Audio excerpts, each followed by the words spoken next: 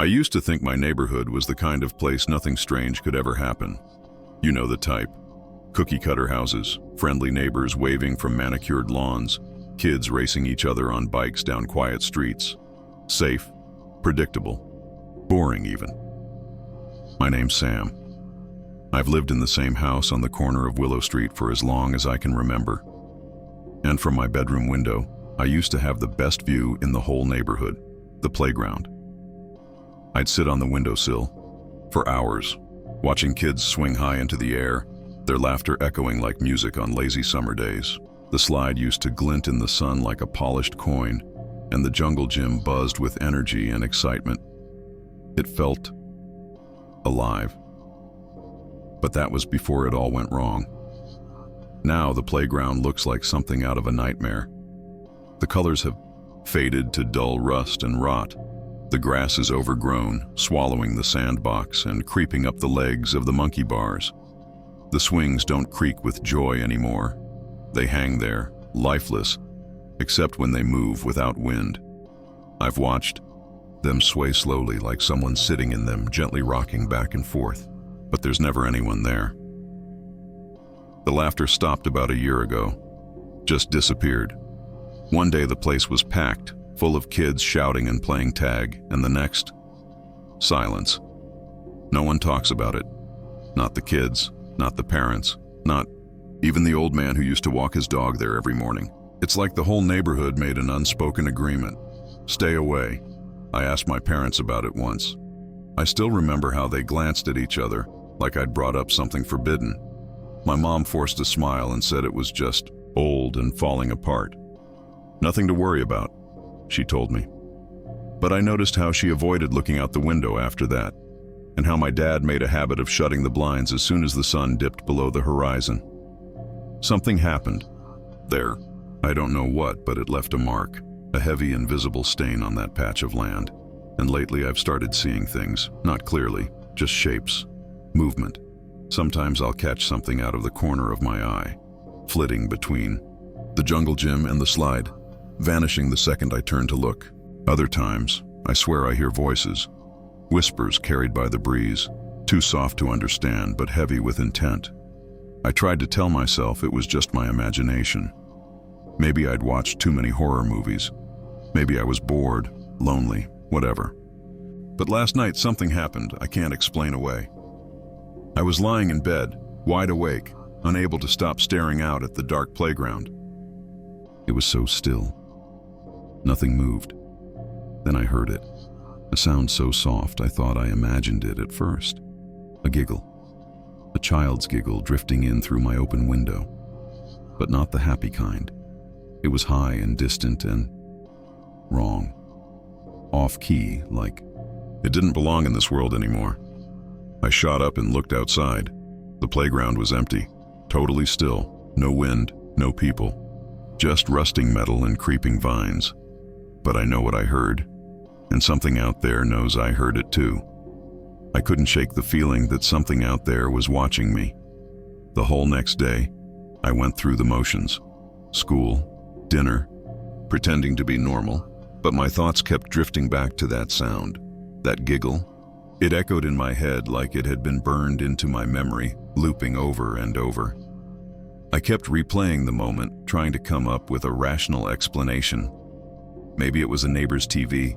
Maybe someone was out late playing a prank. But deep down, I knew better. By the time the sun started to set, I was already sitting at my window again, eyes locked on the playground like it might suddenly spring to life. The sky turned orange, then purple, then black. The streetlights flickered on. Still, I waited, and that's when it happened. At first, everything was still, eerily still, not a breeze, not a single chirp of a cricket. Then, one of the swings began to move. It started slowly, barely noticeable. Just a soft sway like someone had nudged it with their foot. I leaned in closer, pressing my forehead against the cold glass. I wanted to believe it was the wind, even though I knew the air outside was completely dead. The swing started to move faster, higher, back and forth like someone was really on it, pumping their legs, pushing for the sky. The chains creaked with each motion, A slow, rhythmic groan that set my teeth on edge. But the other swings, perfectly still. I scanned the shadows, searching for movement, for any sign of someone, anyone, out there. But there was nothing. Just that one swing, slicing through the air like it was being ridden by a ghost. Then just as suddenly as it started, it stopped. Like someone had jumped off mid-air. It didn't slow down, it just froze, hanging motionless. My breath caught in my throat, and as the window fogged from my breath, I thought I saw it. A shadow, low and fast, darting behind the old slide. Blinked. Gone. A chill crept over me, crawling up my spine like icy fingers. I wanted to look away, but I couldn't. The playground had me in its grip, like it was daring me to keep watching. That night, I barely slept. I kept hearing things, the faint creak of chains swinging in the windless air, and worse, that same giggle again. Closer this time, like it was right outside my room, like it was waiting for me. At one point, I heard soft footsteps on the pavement outside. Light and quick, like someone running. I jumped out of bed, pulled back the curtains, and looked out, empty. Just the moonlit grass, the rusted silhouette of the jungle gym, and those damn swings, still as stone. I told my parents the next morning. I sat at the table, practically shaking, and spilled everything. What I heard, what I saw. I expected shock, maybe concern, at the very least let's go check it out. But instead, they just froze. My mom gave me that fake smile she always used when she didn't want to answer something. You've always had an active imagination, Sam. Maybe you need a break from scary stories. My dad didn't say a word, just tightened his grip on his coffee mug until his knuckles turned white. He didn't even look at me, but I caught the way his eyes flicked to the window. Just for a second, and in that moment I knew. They'd heard it too. They just didn't want to admit it. And somehow, that made it worse. It was all I could think about. I stopped sleeping. Every night I found myself at the window, staring into the dark, waiting for something, anything to happen. And it always did.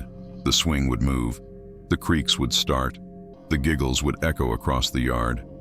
Sometimes I'd hear something crawl, low and fast, beneath the jungle gym. Sometimes I'd catch a flicker of movement near the slide, always just out of sight, always just out of reach.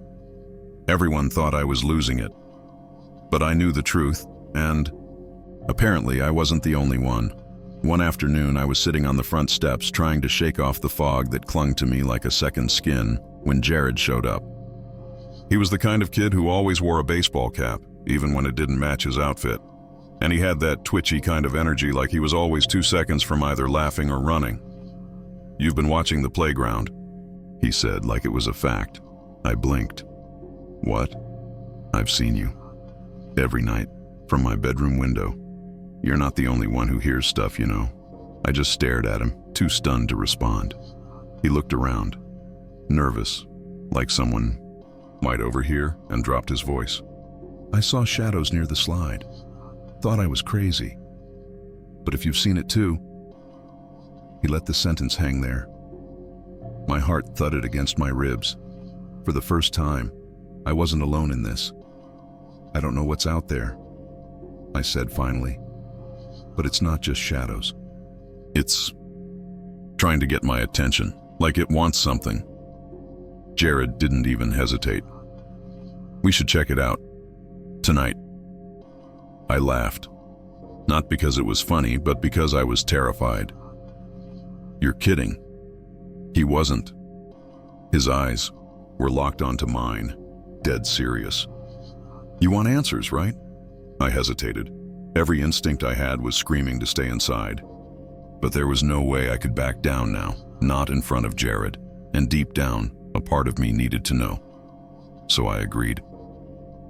We waited until midnight, when the neighborhood was asleep.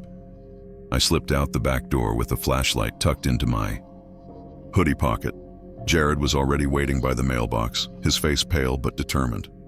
The night air was colder than it should have been, wet and heavy, like it had soaked up something rotten. As we crept toward the playground, I noticed how different it looked in the dark. The monkey bars cast long, broken shadows. The slide looked less like a toy and more like a metal claw reaching out of the ground. Even the sand looked wrong, too dark, too still. We stepped onto it together. The cold hit me instantly, like walking into a freezer. I could see my breath in front of me.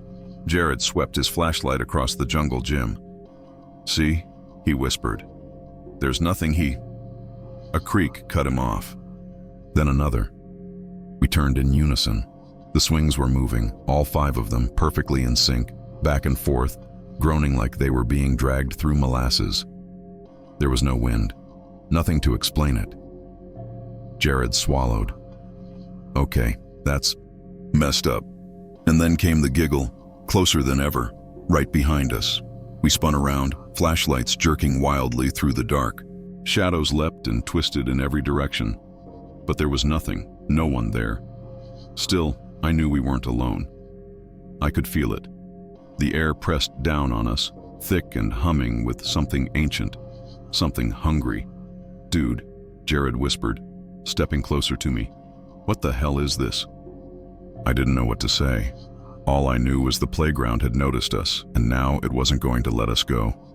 Jared's face was pale in the flashlight beam, his mouth slightly open like he wanted to scream but couldn't. I couldn't blame him. Every instinct in me was screaming to run, to get as far from this cursed place as I could, but I couldn't move, because right then, something shifted. The air changed. It wasn't just cold now, it was alive, buzzing with whispers we couldn't quite hear, pressing against our skin like invisible hands. The hair on the back of my neck stood straight up. I knew something was watching us. And then we heard it. "Come play." The voice was soft, high, like a child's. But it wasn't right. It sounded close, closer than it should have been, and yet it echoed like it was coming from somewhere deep underground. Jared gripped my arm. "You heard that too, right?" I nodded, barely able to breathe. We backed away slowly, our shoes crunching the sand beneath us, but the voice came again. "Come play with us." This time it wasn't just one voice, it was many, layers of whispers, overlapping like a twisted lullaby. Some were giggling, some were humming, some were crying. The beam from Jared's flashlight flickered. He smacked it with his palm, and when the light came back, we both froze. There was something at the far end of the playground. It hadn't been there before. A merry-go-round, old, rusted, half-buried in weeds, like it had been there for decades. But I knew it wasn't. I would have remembered it. I'd stared at this playground every day for years. That thing hadn't been there yesterday, or the day before. It was just there now. Something deep in my gut twisted. That merry-go-round didn't belong. It felt wrong, like it had been dug up from the earth and dragged here by something that didn't understand the rules of the living. "What is that?" Jared whispered. I didn't answer. I couldn't. My legs were already moving, drawn to it, like I didn't have a choice. The closer I got, the heavier the air became. It felt like walking through water, each step slower, harder than the last. Jared followed behind me, muttering that this was stupid, that we needed to go, but his feet kept moving too. Neither of us could stop. When I reached the edge of the merry-go-round, I stopped cold. There were handprints on the metal, small ones, dozens of them, pressed into the rust, streaked along the bars, as if dozens of children had been spinning it in a frenzy. But there were no footprints in the dirt. Just those handprints, smeared and old and still wet somehow. My fingers itched. Before I knew what I was doing, I reached out and touched one of the bars. The cold burned me. It was like grabbing dry ice. My vision went black for a second, and then I saw them. Children, ghostly, pale, their faces blank and hollow-eyed, running, laughing, screaming. Their mouths were open, but no sound came out. They spun around the merry-go-round like they were stuck to it, bound by something invisible, screaming silently as their hands bled and their feet scraped raw. And one of them, one girl, turned and looked straight at me. She had tangled black hair, a torn dress, and no eyes, just black, empty pits. Her mouth moved. "We've been waiting for you." I yanked my hand back like I'd been electrocuted, stumbling away as the vision vanished. The merry-go-round was still, silent, but my hand throbbed with pain. When I looked down, my fingers were blistered where they'd touched the metal. Jared grabbed me. "We're leaving, now." I nodded, heart pounding, but just as we turned to run, the voice came again, clearer this time. "You can't leave." "Not now." I turned, expecting to see one of the ghostly kids. But it wasn't them. It was something else. Standing in the shadow of the jungle gym, tall, too tall, a figure, impossibly thin, with long twitching limbs like broken sticks. Its head was bent at an unnatural angle, its body half shrouded in darkness, but I saw the eyes, glowing red, burning with hunger, and it was smiling. Not like a person smiles, more like something trying to imitate a person. A grin too wide, stretching past where its face should end. It didn't move. It didn't have to, because I knew what it was thinking. It had found us. We ran. I didn't think. I didn't speak. I just ran, Jared right behind me, both of us crashing through the playground like blind animals. The creature didn't chase us, not with footsteps, but I felt it moving. In the dark, in the air, in the shadows between our heartbeats.